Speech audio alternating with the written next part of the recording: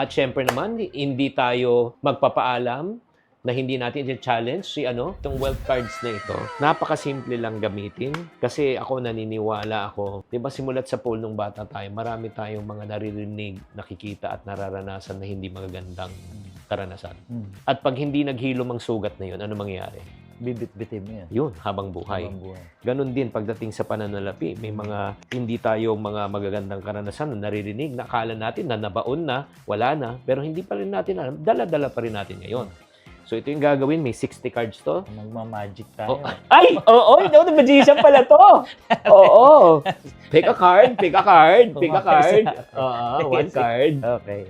Tapos, nandito sa harap, babasahin mo yung money wound. Okay. Pagkatapos mong basahin yan, babaliktarin mo, babasahin mo word per word yung nasa likod. Sige, basahin mo na. Sige.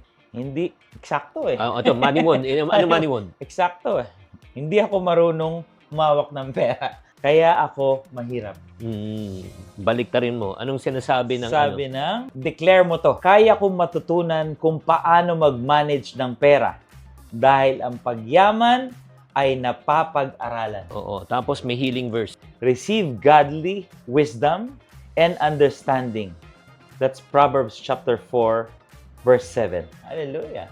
Praise God. So every day, ang gagawin the lang Lord. nila, this will be a day of parang a moment, kahit 2 to 3 minutes of meditation. Yeah. So babasahin lang nila yung money wounds, ilalagay nila ito sa likod. That's right. Para maalala na for the day, ano yung parang sinasabi ng Diyos. So bibigay ko na ito sa iyo, kapatid. Wow, thank you. Oo. Praise God for this. Oo. Praise God. Thank you.